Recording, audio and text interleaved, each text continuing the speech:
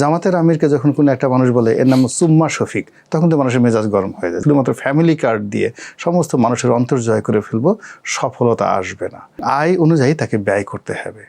এই সরকার ক্ষমতা আসার পরে এখন পর্যন্ত এই সরকারের একটা সিঙ্গেল লোক তারা কেউ বলতে পারবে না যে এই সরকারের আয় কত। আমার এই ক্ষুদ্র অভিজ্ঞতায় আমার জীবনে দেখেছি যে সকল রাজনীতিবিদদের অন্তর খুব পরিষ্কার, ভালো, হয়তো তাদের অনেক যোগ্যতা নেই, কিন্তু শেষমেশ কিন্তু তারাই এই জমিনে টিকে থাকে। আবার দেখা গেল খুব লেখাপড়া জানে, খুব শিক্ষিত, অনেক ধনবান, সম্পদশালী, কিন্তু মানুষ ঠকানো, দেশ জাতিকে ঠকানো, সবসময় একটা হাইড অ্যান্ড সিক, এই কাজগুলো যারাই করার চেষ্টা করেছে বড় বড় পদে থেকে, তারা এই সমাজে অপমানিত হয়েছে, লাঞ্ছিত হয়েছে, নিন্দিত এবং ঘৃণিত হয়েছে।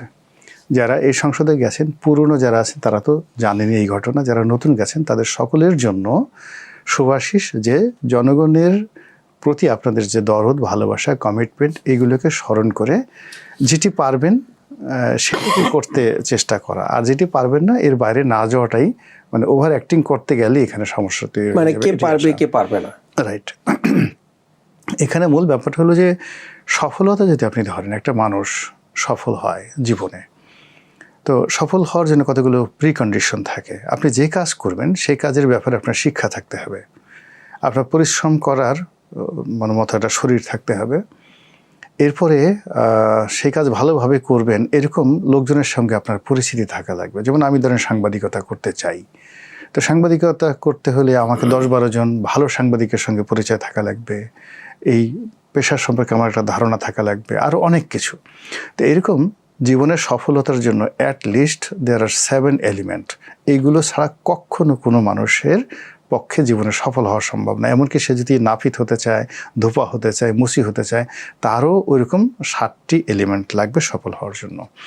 তো একজন এমপি, মেম্বার অফ পার্লামেন্ট হবেন, রাজনীতিবিদ হবেন, মন্ত্রী হবেন, রাষ্ট্রনায়ক হবেন, প্রধানমন্ত্রী হবেন, তার জীবনেও এরকম কমন 7টি এলিমেন্ট আছে। এই 7টি এলিমেন্ট তাদেরকে খুঁজে বের করতে হবে, এটা কোথায় লেখা আছে, কে বলেছেন, এলিমেন্টগুলো কী, এবং সেই 7টি এলিমেন্ট ছাড়া কেউ যদি অল অন এ সাডেন জান্নাতের টিকিট বিক্রি করতে চায়, কেউ যদি মানুষকে ভেস্তে নিয়ে যেতে চায়, কেউ যদি বলে যে আমি খাল কেটে সারা বাংলাদেশে একেবারে উন্নয়নের জোয়ার বয়ে দেবো, কেউ যদি বলে আমি শুধুমাত্র ফ্যামিলি কার্ড দিয়ে সমস্ত মানুষের অন্তর জয় করে ফেলবো, সফলতা আসবে না। এই সফলতা মানে রাজনীতিতে সফলতার মানে এটা নতুন করে এখানে কিছু করার নেই। এটা গত 5000 বছরের যে রাজনীতির ইতিহাস, এই ইতিহাসে যুদ্ধ কীভাবে করতে হবে, রাজনীতি কীভাবে করতে হবে, জনকল্যাণ কীভাবে করতে হবে, সুশাসন, ন্যায় বিচার কীভাবে করতে হবে, it is already selected and done লিখিতভাবে। ফলে এখানে আসলে যেহেতু এই হযরত আদম আলাইহিস সালাম থেকে আমরা মানুষ, ফলে আমাদের মধ্যে আসলে নতুন কিছু তথ্য যুক্ত হয়েছে। যেমন এখন এই যুগের মানুষ ফেসবুক, আগের যুগের মধ্যযুগে হয়তো তারা ফেসবুক বুঝতো না, কিন্তু হিউম্যান স্ট্রাকচার, বডি কনস্ট্রাকশন সেই আজ থেকে 3000 বছর আগে মানুষের যা ছিল ফেরাউন জামানাতে, মানুষের চিন্তা চেতনা ঠিক একই অবস্থায় আছে।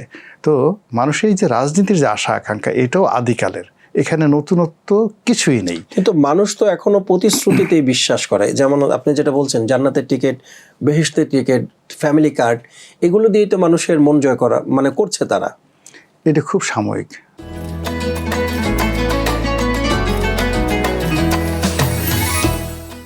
আপনি গ্রামে আমরা যেমন দেখো ট্যাবলেট বিক্রি করে বা ওষুধ বিক্রি করে, সাপের যে তাবিজ বিক্রি করে, তো এখন মানুষ মন্ত্রমুগ্ধের মতো দাঁড়িয়ে দাঁড়িয়ে সেই গোকরা সাপের খেলা দেখতেছে, জোরে জোরে তালি বাজাচ্ছে, আর দিন শেষে 2 টাকা দিয়ে একটা তাবিজ কিনে গলায় পরে বনের মধ্যে দিয়ে চলে যাচ্ছে, এবং সে তার একটা ধারণা যে আমাকে এখন গোকরা সাপে কামড়াবে না।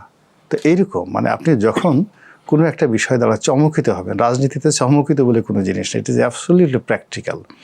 তো যখন চমকিত হবেন কোনো একটা বিষয় দ্বারা, হাততালির মতো কাজ করবেন, এটা ঘন্টাখানিক, ঘন্টা 2, 24 ঘন্টা, 48 ঘন্টা পরে এই জিনিসগুলো থাকে না, তখনই মানুষের প্র্যাকটিক্যাল জিনিস শুরু হয়ে যায়। একটু জানতে চাই যে কিছুদিন আগেই তো সংসদ নির্বাচন গেল, এখনো তো মানুষের আঙুল থেকে ভোটের যে অমোচনীয় কালি সেটি এখনো মোছেনি, কিন্তু আমরা দেখছি যে বিএনপি সরকার যে প্রতিশ্রুতি দিয়েছিল সেই প্রতিশ্রুতি বাস্তবায়ন করেছে। গতকালকে ফ্যামিলি কার্ড কিন্তু দেওয়া হয়েছে। এগুলো খুবই একটা পপুলার তাদের একটা কর্মকাণ্ড, তারা যে পর্যন্ত করেছে এই পর্যন্ত ক্ষান্ত থাকলেই ভালো। এখন যদি তারা 37,000 না 38,000 কার্ড বিতরণ করেছে, 37,000 37 করেছে, এখন যদি বলে যে না আমি 50 লাখ করব এখনই এই 1 বছরের মধ্যে, আর আমার দুনিয়ার সব কাজের আগে পেট্রোল লাগবে না, ডিজেল লাগবে না, ফার্নেস অয়েল লাগবে না, আমাকে খাল কাটতেই হবে। আপনারা নিশ্চিত ধরে রাখেন প্রত্যেকটা খাল দিয়ে কুমির আসবে, হাঙ্গর আসবে এবং নীলতিমি চলে আসবে বাংলাদেশে, এবং তারা এসে এই বিএনপির যত সম্ভাবনা আছে সব কিছু খেয়ে ফেলবে। এখানে একটা ব্যাপার হলো কি, আপনি জানেন যে যখন একটি সরকার আসে, প্রথমে একটি সরকার আসে, তাকে সবার আগে দেখতে হয় যে আমার কত টাকা আয় হলো, এবং আয় অনুযায়ী তাকে ব্যয় করতে হবে। এই সরকার ক্ষমতা আসার পরে এখন পর্যন্ত এই সরকারের একটা সিঙ্গেল লোক, তারা কেউ বলতে পারবে না যে এই সরকারের আয় কত। ইভেন বিদ্যুৎ প্রতিমন্ত্রী বা মন্ত্রী যিনি হয়েছেন, তাকে জিজ্ঞাসা করা হলো, এক সাংবাদিক জিজ্ঞেস করেছে আপনার আজকের দিনের প্রোডাকশন কত, উনি বললেন যে আমি জানি না, আই ডোন্ট নো।